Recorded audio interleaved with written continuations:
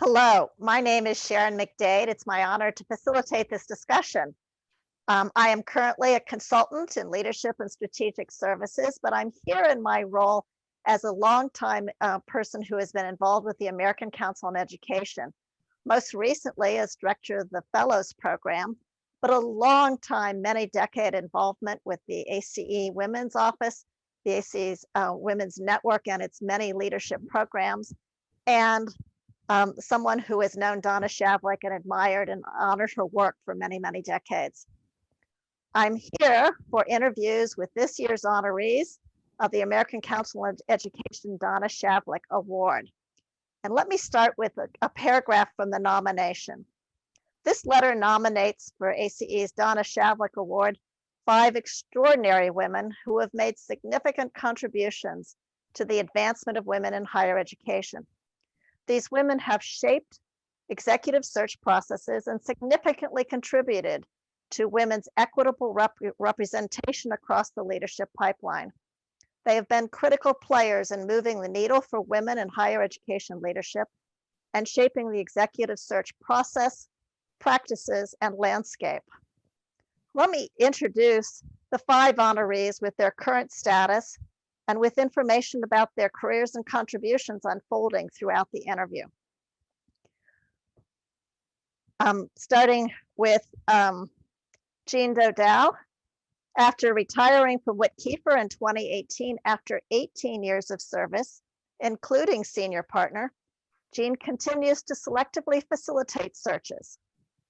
Narcissa Polonio left ACCT in 2018, having led ACCT's searches and board leadership for nearly half of that organization's 40-year history. Greenwood Asher is now her platform for facilitating community college searches and for doing leadership and board development. Shelley Storbeck is now the Global Managing Director of Diversified Search's education practice after 4 decades in search. In January 2021, Greenwood Asher, represented here by Jan Greenwood and Betty Asher, joined Kelly, an international talent solutions firm, with Jan and Betty as managing partners. I'll provide more details about the journey of these women during the interview. My first question in alphabetical order, starting with Betty, is what does this award mean to you? Betty, kick us off, please. Sharon, it's always humbling to have your work recognized, and it's been quite fun to reflect a bit on where we've been and the work that we still have to do. From day one, I would say that the advancement of women and diverse candidates was a value of the firm, and I'm just delighted that the numbers and this recognition reflect how we have honored that particular value. So for that reason alone, it's right up there with one of the rewarding things in my professional career. You know, to have my name used up there when the same sentence of Donna Shavlik is recognition enough, and then to be in the same category with this august group of other women, that's pretty amazing. So needless to say, this recognition, I think, will incent all of us to do more and to do it better. Thank you. What a great start. Jean, how about your thoughts? Well, Sharon, I am beyond thrilled to be part of this wonderful group of longtime friends and colleagues. It's really terrific to be not alone here, but with these wonderful people. And I took a look back at the list of women who've won this award over the last 20 or so years, since 1999. I have such respect for them, so many of them that I know so well and we have enjoyed working with over the years. 2 of those women were people I placed in their presidencies, so it was especially exciting to notice that. And to think back on all the meetings that ACE has sponsored for the search consultants every year at the annual meeting, to have an opportunity to get together and trade war stories and whatnot. I want to also echo what Betty said. It's such a privilege to be part of honoring Donna Shavlik, who I've known for decades and have always valued, but also to think about Emily Taylor, Judy Touchton, Madeline Green, Marlene Ross, Molly Broad, and of course Sharon, all of whom were such wonderful colleagues at ACE for all those years. So for all those reasons, it's a real privilege to be part of this group. Thank you. Jan.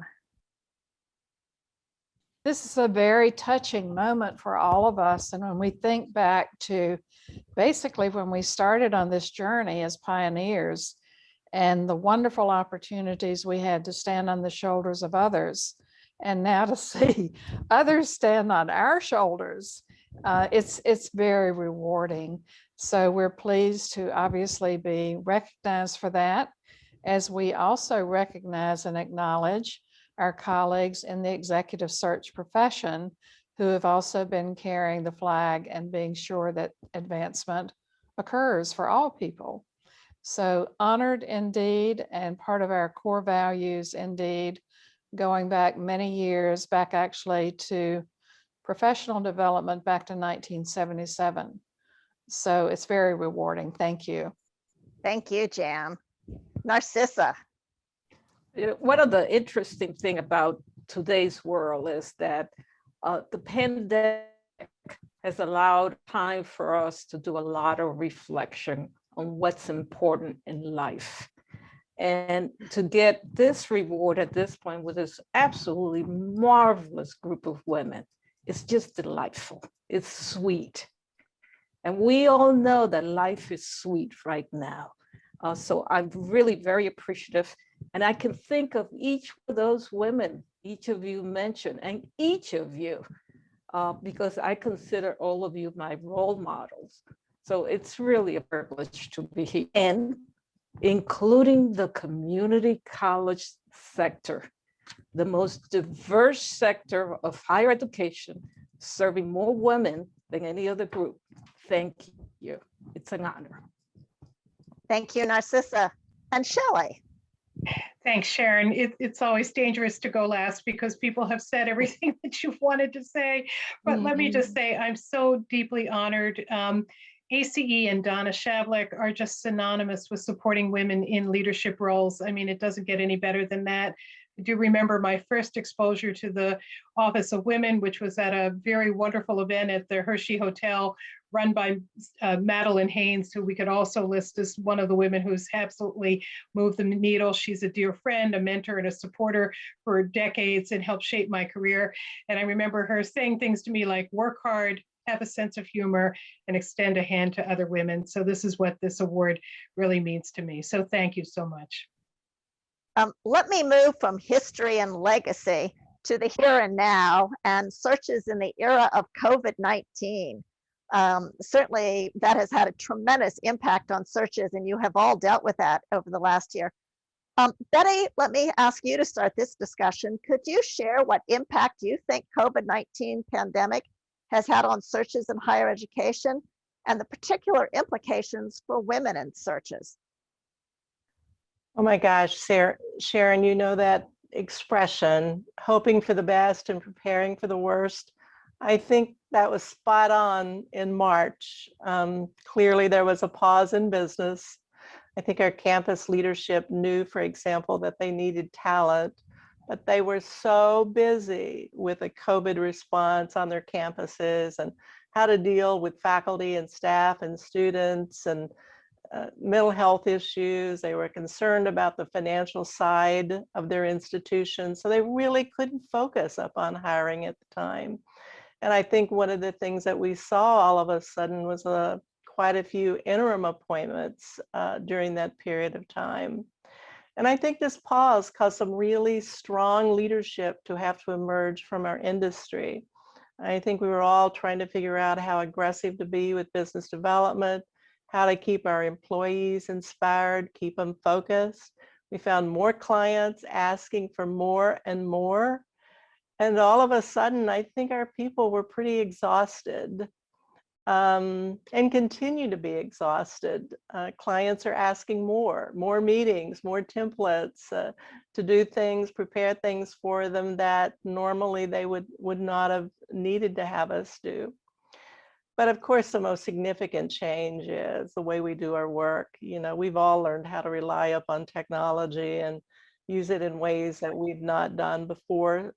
For example, I think I personally have had one client that asked me for a face-to-face meeting since March, for example.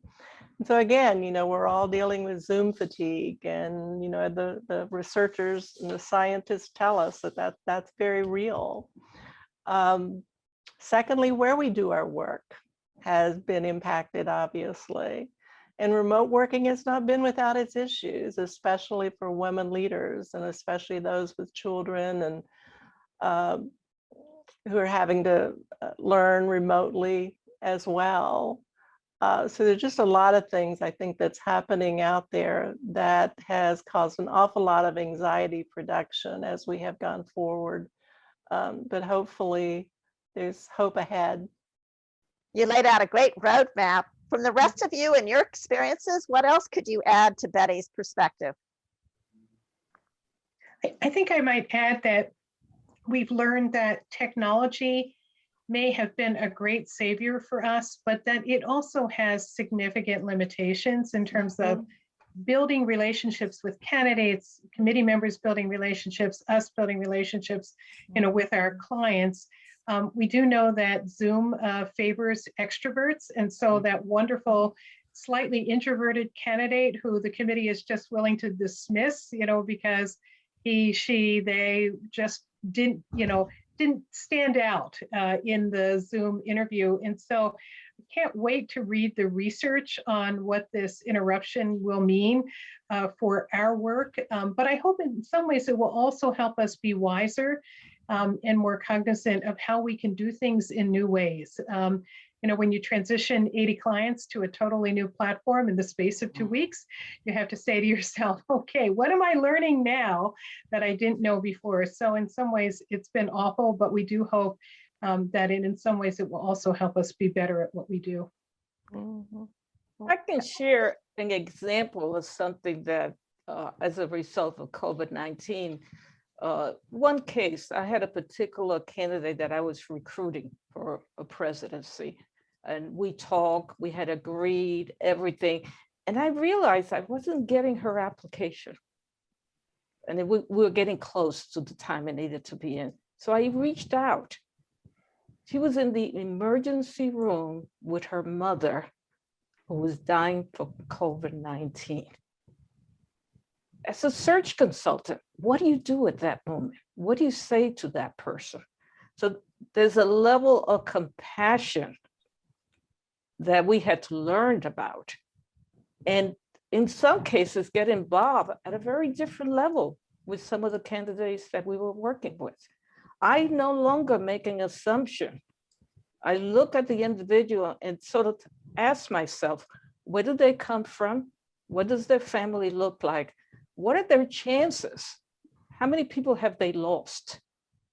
So you find yourself having some very gentle, supportive discussion to be able to encourage people to consider changing jobs during the time of COVID-19.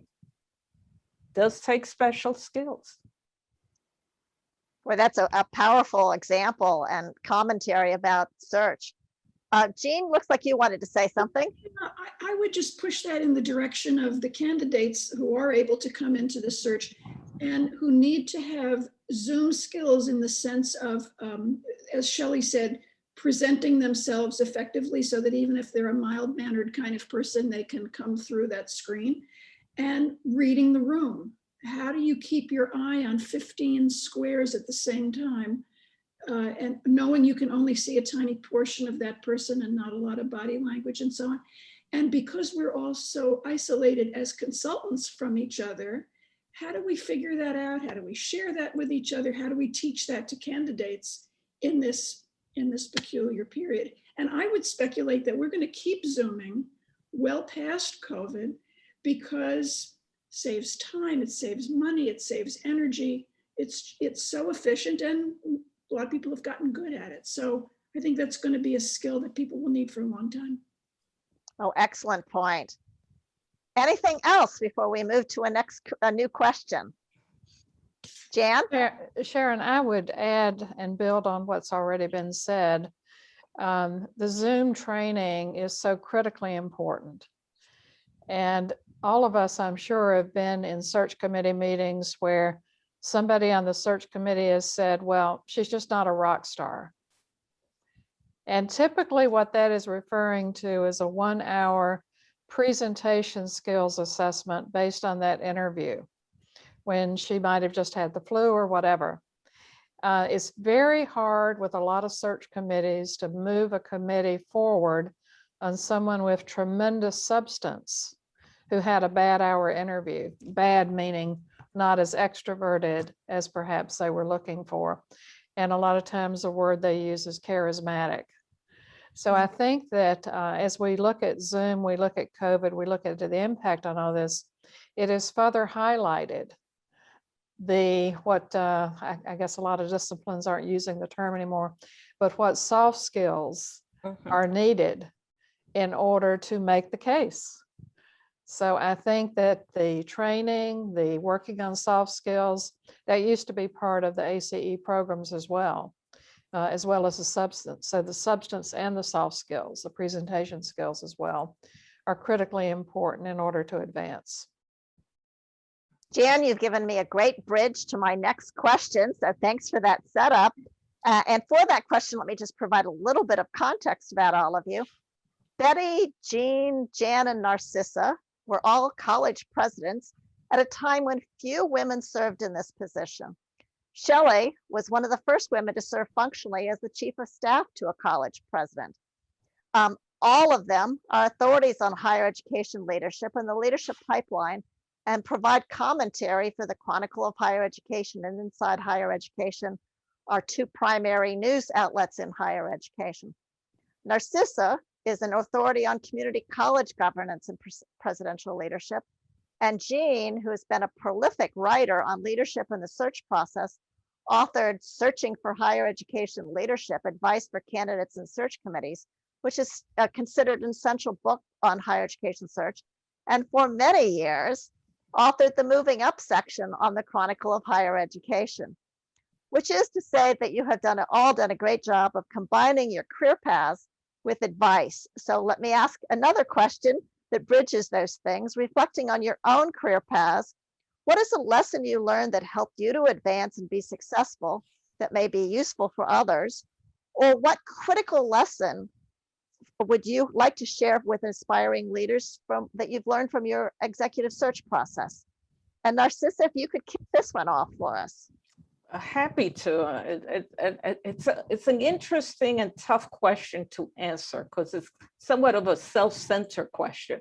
And if you're a good consultant, you really don't go to the self. You go to others all the time. So I think the advantage, at least in terms of my career path, is that it provided an opportunity to see the institution in very different ways, ranging from the faculty, from the governing board, et cetera.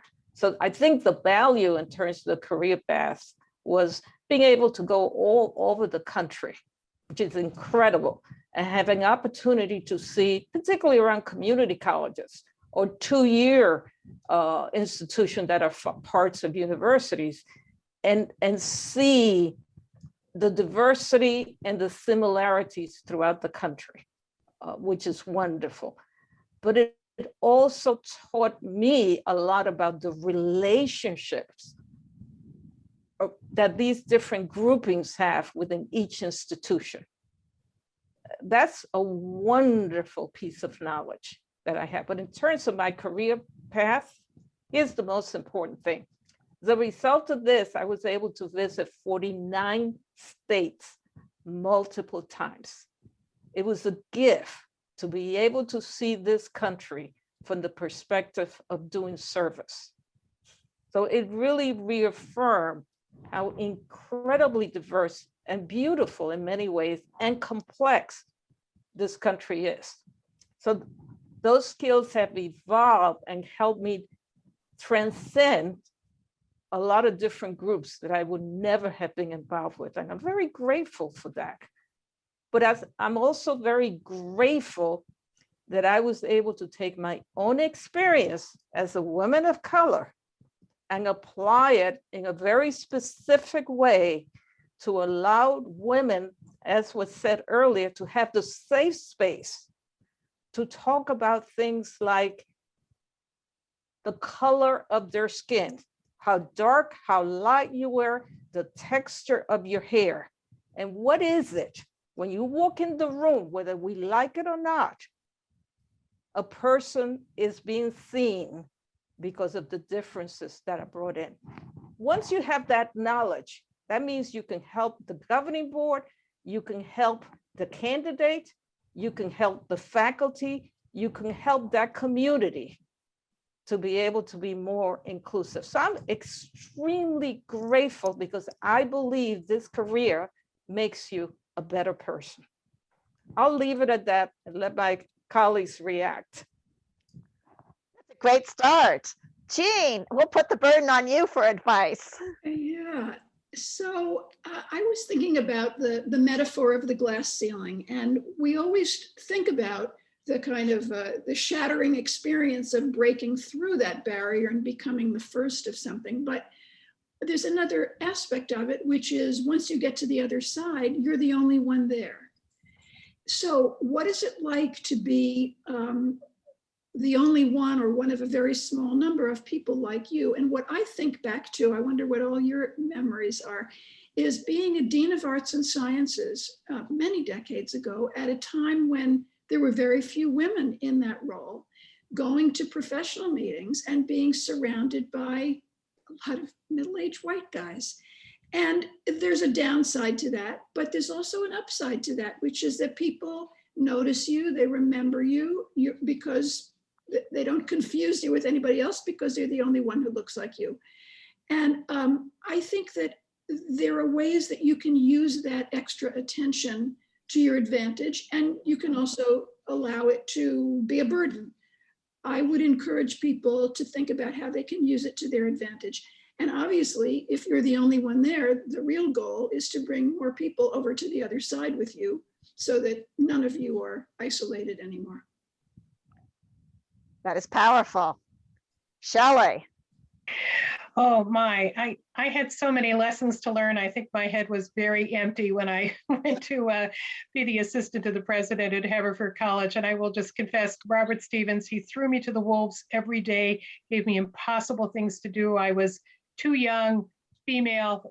There was outnumbered by everybody else in different demographics, but nothing really would substitute for what you learn by being campus-based. I think it really is a good platform for you to be able to do this work effectively because you've lived in that setting and you know how to understand it.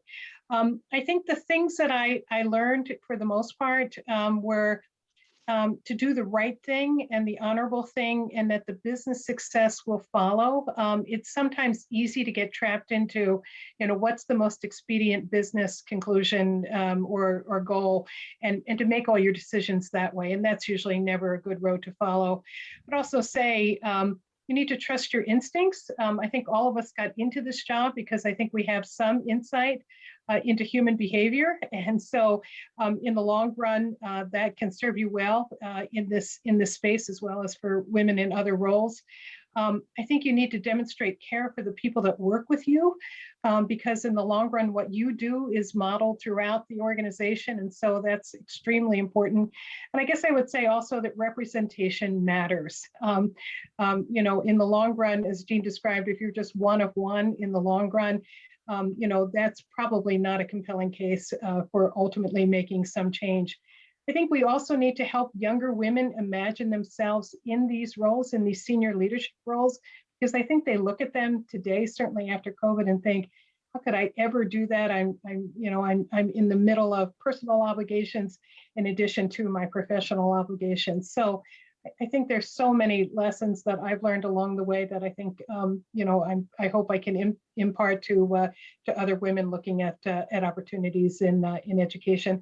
I guess the last thing I would say is that maybe this is a little controversial, but when men take on leadership roles, they basically say, I'm doing the job. So I'm out there, I'm raising visibility and raising money. And the rest of you worry about, the other things, the soft skills, as Jan mentioned, the collaboration. And so think it's really important for women to see that the job can have two components to it, and you can't get lost in either. You can't get lost in the job, but you also can't get lost in the role of being mommy in some ways for many institutions. And so I do think it's important to make sure you strike that right balance. A very important perspective. Thank you. Jan. Wow, these are all very hard to follow. I think I would start with saying the reason we all are in this industry is because of students. That's where we started. The leaders that our boards select, we hope will always do what's best for our students. And so there's a domino effect. And just like that, there's a domino effect in terms of getting more people following in our footsteps, following in being a dean's footsteps, following in all the various positions in higher ed.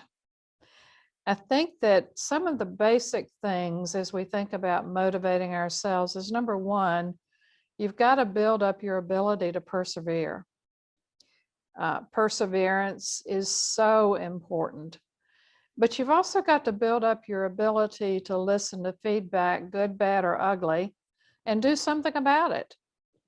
You know, you will get flack because of something you did and you need to never do it again.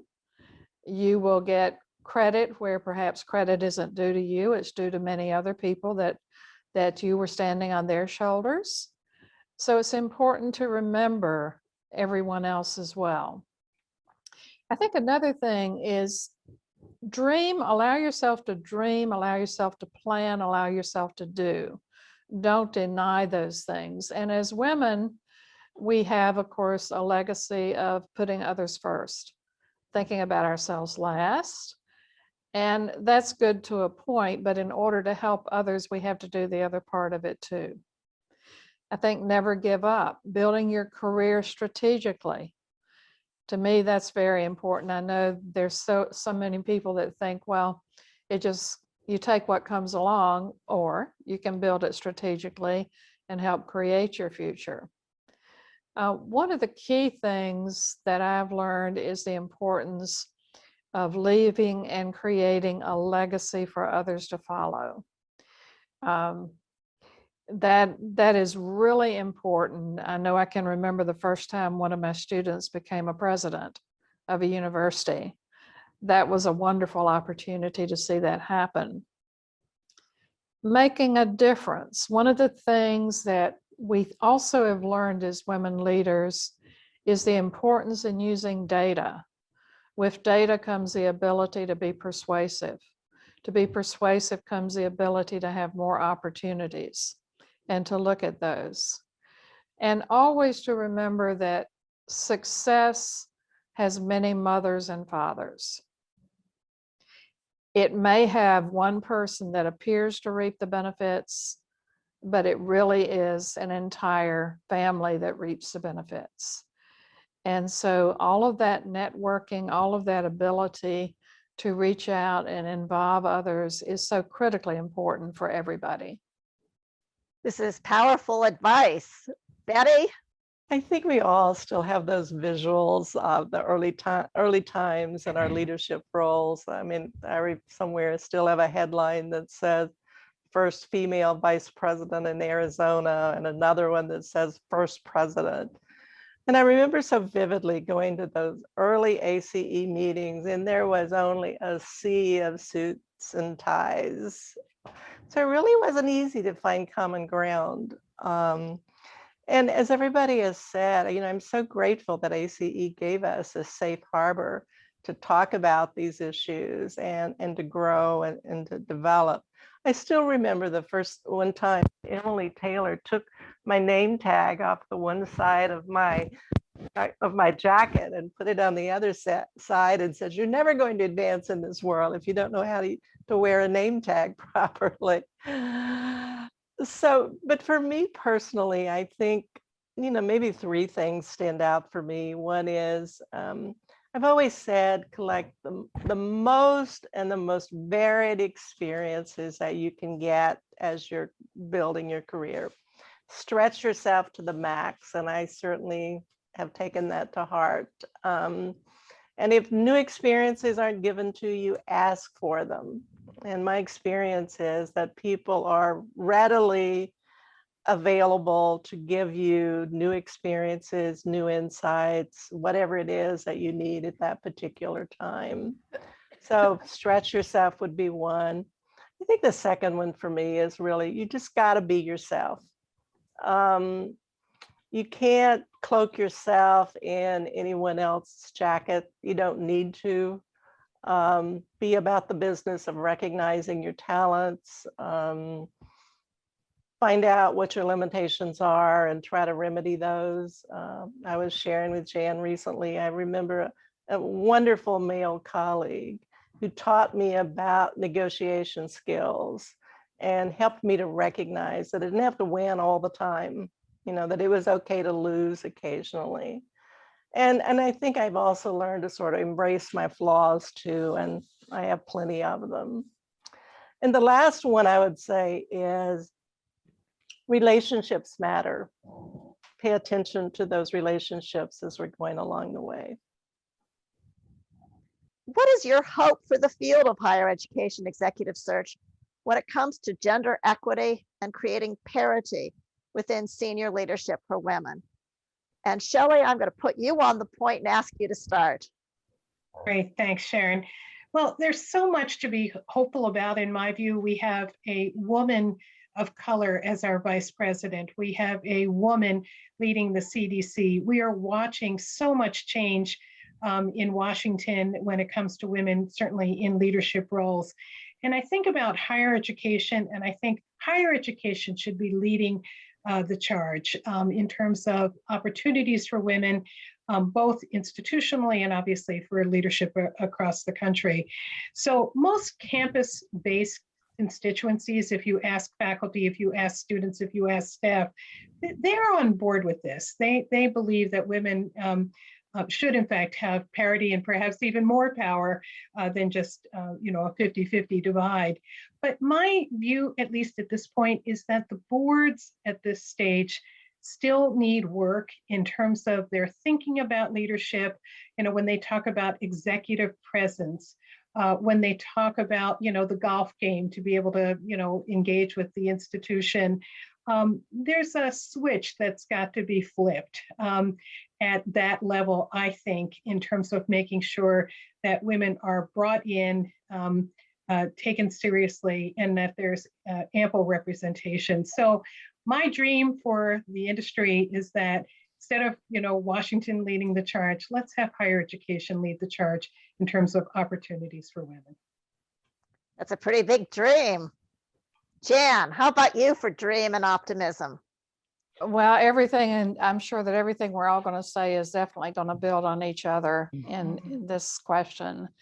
And when you think about what contributes and our hope for executive search for the future, they're little pieces that mean so much.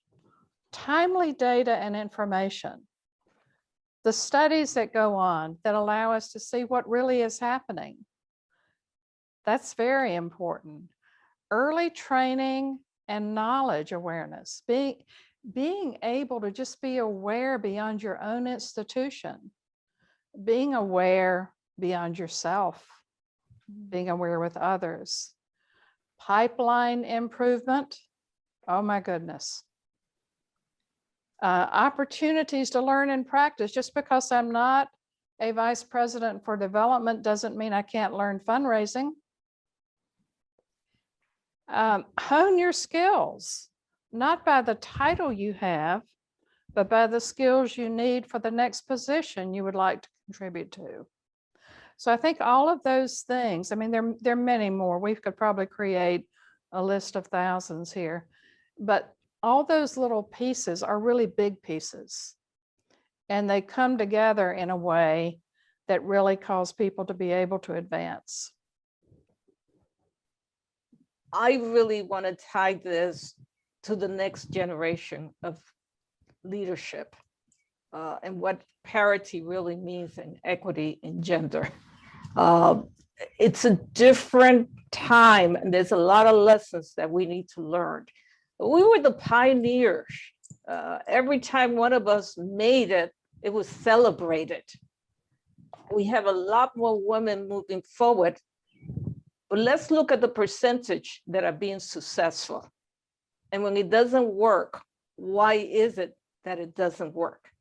Nothing's perfect, but I would say we still have a lot of work to do. And that's what I loved when early on, I think it was Jan who spoke, it was Betty, who spoke about the fact that we're not just doing the executive searches, we're doing the coaching. We're expanding our role, which is a lot more humane than just dropping in and getting somebody appointed. So I think the field is evolving, and I hope it will continue to evolve. But the issue here is the redefinition of what a leader really will look like in the future in America. That's the question here. It doesn't have to be a woman. It has to be a humane person that will support all and provide opportunity. Because along the way, there were a lot of men that helped us get to where we need to. So we got to expand this and make sure that women also, when they make it, they see that they have a greater responsibility, not only to bring women along, but also the humane issue. We still separate achievement for women based on race and their ethnic background. We still do it. I'm sorry, we got a long ways to go. I'm not gonna let go of that. We gotta say it. I want women to step up and lead also in these areas. I'm not saying this group is not doing that. I'm just saying, baby, we got a long ways to go before we get where we need to be. Sharon, I think I could say ditto to what everyone else has said. But obviously, I think we're all hoping that there's enough transformative change that institutional structures and systems and mindsets evolve into a more positive direction. But one for me in particular is I'm really looking forward to the time when these whole confidence gaps, have been eliminated. I want women to celebrate themselves and to not underestimate their abilities, believe in themselves and recognize that they can not only be collaborative partners, but they can also set vision and offer strategic insights and be very successful in a high stakes environment. So, so many ideas on the table. If anybody with a big pile of money could take all those ideas and implement them, wouldn't it be wonderful? I think that there's so many things that we've begun, like leadership development programs, and things that could continue to push to the next level to address the complexity of issues that we've put out here.